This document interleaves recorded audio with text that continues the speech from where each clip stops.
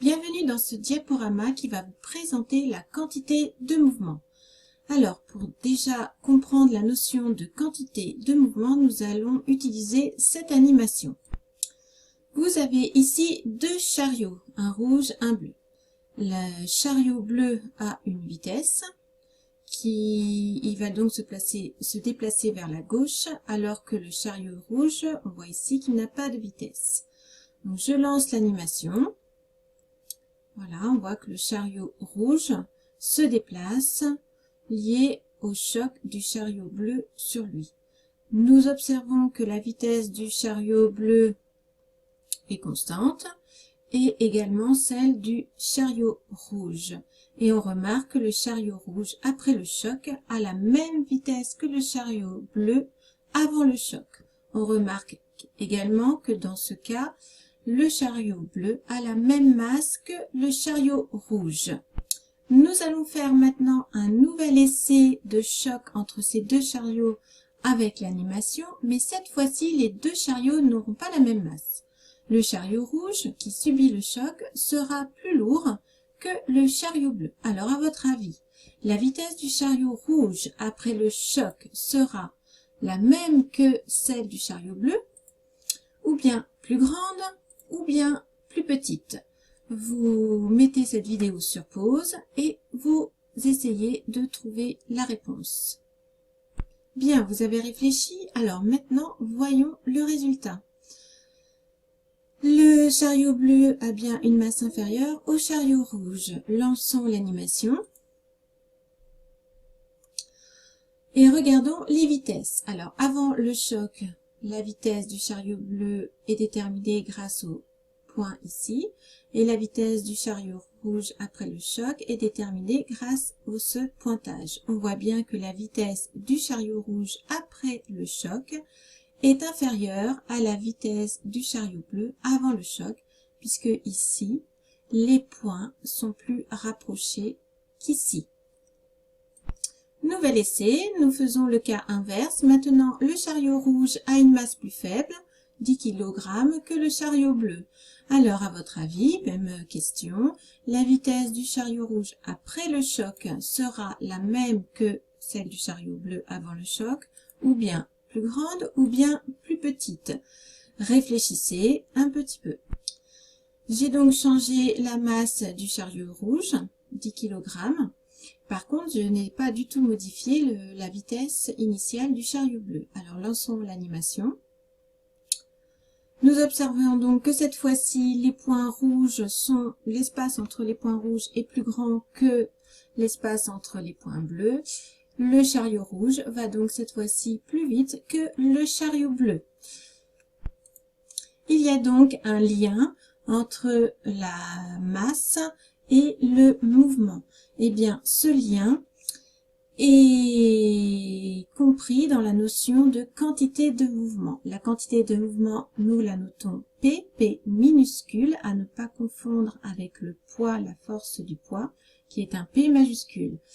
Et cette quantité de mouvement est un vecteur et elle est égale à la masse du système multipliée par le vecteur vitesse. Alors, si on recherche l'unité de la quantité de mouvement, eh bien c'est simple, puisque la vitesse est en mètres par seconde, la masse est en kilogrammes, nous aurons donc la quantité de mouvement en kilogrammes mètres par seconde. Nous allons maintenant étudier les cas où il y a conservation de cette quantité de mouvement. Quand est-ce qu'il y a conservation de la quantité de mouvement? Eh bien, dans un référentiel galiléen, la quantité de mouvement se conserve lorsque le système étudié est isolé ou pseudo-isolé. Un système isolé est un système qui n'est soumis à aucune force.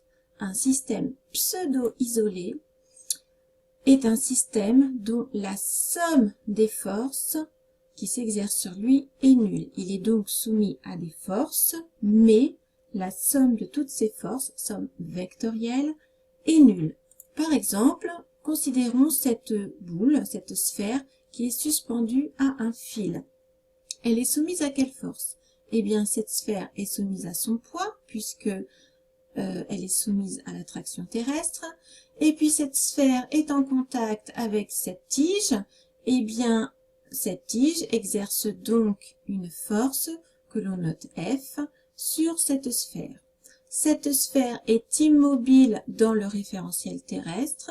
Donc, d'après la première loi de Newton, les deux forces se compensent. On peut donc écrire que la force P, le poids, plus la force F de la tige est nulle.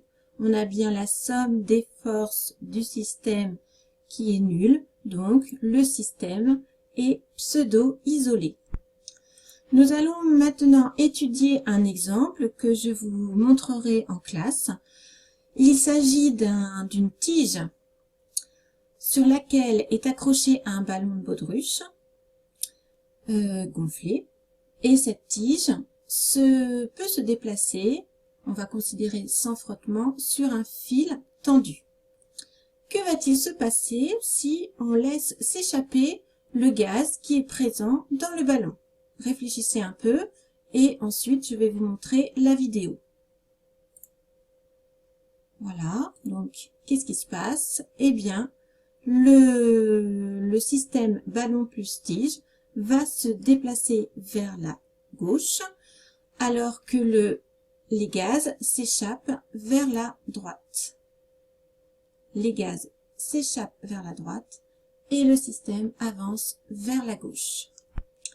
Nous allons donc, à partir de cet exemple, essayer de déterminer l'expression de la vitesse de ce système tige et ballon. Pour cela, nous allons utiliser la conservation de la quantité de mouvement. Mais alors, pourquoi ce système caractérise la conservation de la quantité de mouvement? Eh bien, on va s'interroger si ce système est pseudo-isolé. Donc, nous allons étudier d'abord les forces appliquées sur ce système juste avant le départ, c'est-à-dire juste avant qu'on laisse échapper le gaz présent dans le ballon. Donc, juste avant le départ, le système est immobile. Il est soumis à quelle force? Eh bien, il est soumis à son poids, P, et il est également soumis, puisqu'il est retenu par un fil, il est soumis donc à la force de ce fil, à la réaction du fil. Comme ce système est immobile, d'après la première loi de Newton, les forces se compensent et donc P plus R vectoriellement est nul. Donc, d'après ce qu'on vient de voir précédemment, on considère que ce système est pseudo-isolé. Par conséquent, ce système, constitué de la tige du ballon et des gaz à l'intérieur, il y a conservation de la quantité de mouvement de ce système. Alors, pour étudier la conservation de la quantité de mouvement de ce système, on va étudier la quantité de mouvement du système juste avant le départ et la quantité de mouvement du système juste après le départ. Alors, juste avant le départ, le gaz présent dans le ballon ainsi que la tige liée au ballon sont immobiles. Donc, d'après ce que l'on a vu tout à l'heure, comme la quantité de mouvement, c'est le produit de la masse fois la vitesse, comme ici tout est immobile, il n'y a pas de vitesse, donc la quantité de mouvement est nulle. Le gaz a donc une quantité de mouvement nulle. Même chose pour la tige liée au ballon. Donc la quantité de mouvement totale du système avant le départ, je fais l'addition des deux. La quantité de mouvement avant le départ est donc nulle.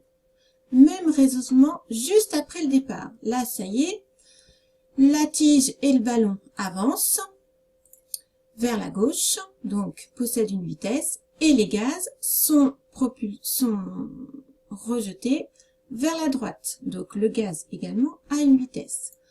Par conséquent, si on écrit l'expression de leur quantité de mouvement, la quantité de mouvement du gaz, c'est la masse du gaz fois sa vitesse.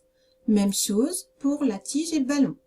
La quantité de mouvement, c'est la masse fois la vitesse. Donc, la quantité de mouvement totale juste après le départ, c'est donc la somme de la quantité de mouvement des gaz et de la quantité de mouvement du ballon lié à la tige. Maintenant, comme on a vu que ce système est pseudo-isolé, ça veut dire que j'ai le droit d'appliquer la conservation de la quantité de mouvement pour ce système. Par conséquent, la quantité de mouvement juste avant le départ est égale à la quantité de mouvement juste après, puisqu'il y a conservation. Alors, j'ai le droit d'écrire donc que la quantité de mouvement avant est égale à la quantité de mouvement juste après le départ. Donc, je reprends les expressions que l'on vient juste d'établir. Donc, la quantité de mouvement du système juste avant le départ, elle est nulle dans notre cas. Donc, 0 égale l'expression de la quantité de mouvement juste après le départ.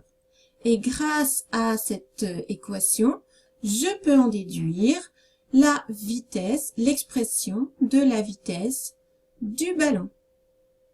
La vitesse du ballon est donc égale à moins le quotient masse gaz fois V gaz sur la masse du ballon lié à la tige. Alors, on remarque, attention, que c'est une expression vectorielle. Cette expression possède un signe moins. Ça veut bien dire que la vitesse, le vecteur vitesse du ballon a un sens opposé au vecteur vitesse du gaz. Et que la vitesse du ballon, eh bien, elle dépend de la masse des gaz présents dans le ballon, ainsi que la masse du système lui-même ballon-tige. C'est bien ce que l'on avait vu dans l'animation au départ. Lorsqu'on faisait varier les masses, eh bien, les vitesses changeaient.